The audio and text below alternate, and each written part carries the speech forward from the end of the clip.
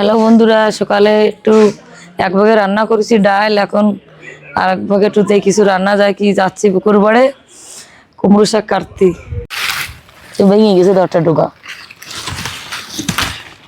4টে ডোকা নিলে মানে না, 2টো লাউর ডোকা নিয়ে নি আর 2টো কুমড়োর ডোকা, 3জন মানুষ বাড়ি, 4টে ডোকা হয়ে যাবে না? হবে না?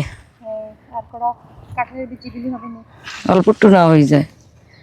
কড়া ঝাল নিয়ে যাচ্ছি, কাঁচা ঝাল কুমড়ো শাকের মধ্যে দেওয়া লাগবে না, কাঁচা ঝাল নাই, এতটুক ঝাল উঠেছি। আর এই কুমড়োর ডোকা নিয়ে যাচ্ছি, এখন কাঁটা লাঠি দিয়ে ভাজা বানাবো। কাঁটা লাঠি দিয়ে তাই কুমড়ো শাক দিয়ে ভাজবো, খেতে টেস্টি লাগে।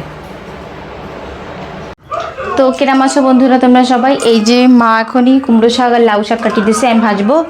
আর এর মধ্যে ডালবো এই যে কাঁঠালের বিচি, এইটা দিয়ে ভাজা করলে বহুতই টেস্টি লাগে।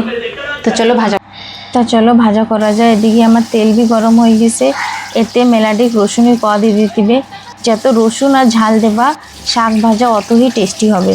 তাই যে আমার লাউ আর কুমড়ো শাক কাটি রাখিছিল, তাই এটা দিয়ে দিছি তেলের মধ্যে। আর মেলা সময় ধরে না ভাজা করতে হবে, কেন কি এই ডাটা করা একটু শক্ত শক্ত রয়েছে। তা আমি অল্প একটু পরিমাণ মতন জল भी দিয়ে দেবো, আর জল দিয়ে ঢাকনা দিয়ে আরামসে ভাজবো মেলা সময় ধরে। তাতে হলদি দিয়ে দিচ্ছি আর দিয়ে দেবো লবণ, আর কিচ্ছু দেওয়া লাগবে না এই শাক ভাজার। এই শাক দিয়ে তোমরা এক থাল ভাত খেয়ে উঠতে পারবে, এই আমি গ্যারেন্টি দিয়ে করতে পারি। আর এতে যে আমরা কাঁঠালের বিচি দেবো না, ওতে স্বাদই দুগুনা বেড়ে যাবে, খাতে এত সুন্দর লাগে না শাক ভাজা। তা চলো ঢাকনা খুলে একটু ঘোটা দিয়ে দিই।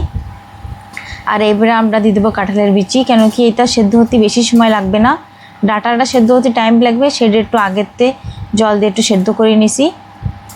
তাই এবার মা ধরে দিই খাইয়ে মা কো কিরাম লাগিছে, মা কও খাইয়ে কিরাম লাগিছে।